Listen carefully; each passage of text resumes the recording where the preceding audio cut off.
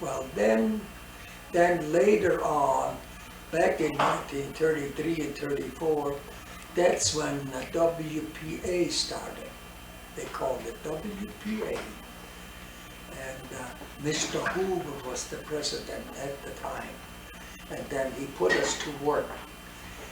But I had to go about 30 miles to go to work. I don't know exactly how much money I got for one period, but in that little town of Wishek, I had to pay the lady that I stayed with, I had to pay her $1 a day. And then of course she made my sandwiches for lunch at noon, and she also gave us breakfast in the morning and supper in the evening. And she got $1. Well, then that went on for quite some time. Well, then later on, then I was transferred over to a different company, different outfit, that I don't have to go no 30 miles to go to work, you know. So, well, then I could always come home in the evening. That's how it worked there. Well, then all of a sudden, then, you know, well, here come election. Well, then President Roosevelt run against Hoover and beat Hoover. So Republican Franklin Delano Roosevelt got to be president, and Hoover was a Republican. Well, then President Roosevelt done it different. He took the slips away from us, and we got checks. Well, checks was some guys, you know, would go to a beer joint, and they probably wouldn't have went home that night. They spent all of that money, you know. And so, but most of the guys, they went and had their checks cashed. Probably had to drink a beer and then went home and gave them the wife the money so they could go and buy the groceries and this and that, you know, which was perfectly all right. And that's where we worked then. We worked on that overhead out there. We had it when cement was poured. We had to be there, and after the frames were taken off, we had these just like a brick out there, like on chimney bricks, you know, putting there like that, you know. And that was rough. That was like a fire. So we had to use water, and we had to smoothen all of that out, you know. Where was this? This was in that overhead set, that brick, the overhead that we had there. And then from there, I had to go and I worked on Highland Dam, where we had to put in all cement and, oh golly, we hauled rocks in there and laid a whole line of rocks and then put all the cement over it and this and that, you know. Gee, did we work.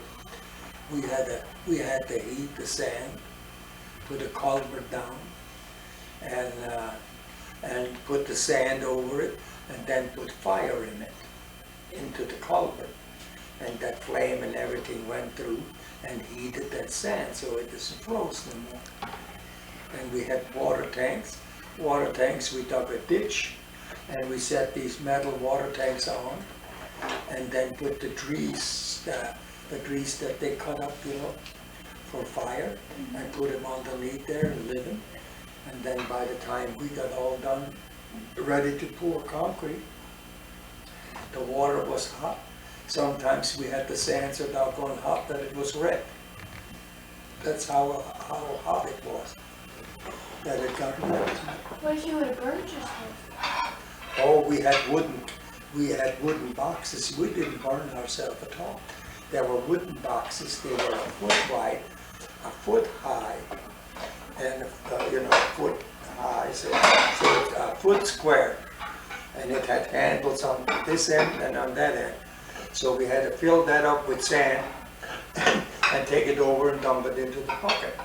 And we had to put in so many buckets of sand with so many buckets of cement And then, of course, then the water, see. And then it went up into the mixer and then mixed it, and then it poured out over on the other side. And then there was people over there, and they would float it down, you know, and everything like that, you know, and make a nice spillway, you know, where the water runs over and runs down the cement. Oh, neat. Yeah, that's what we had to do, you know. And we had to work pretty steady, you know. After the machine was all lined up, ready to go, there was no fooling around, you know. Each one had his job. I and another guy, we had one sand bucket, and two other guys had another sand bucket. We were the guys that had to put the sand in the box. And then they had one that put the cement, two of them that put the cement in. And then they had a couple of guys with the water. So everything, you know, everything worked in a row, you know. But we were the first ones, you know. We had to put the sand in first, and then come the cement, and then come the water. And of course, before we even poured the cement, we had snow down there, about 6 or 7 feet high. We had to shovel all that snow out of there. We had to haul it out and get it away from there. How big? How many feet? Oh, golly, I tell you. And we had a lot of fun as young fellas, you know. There was a few young guys, you know, that were not married yet.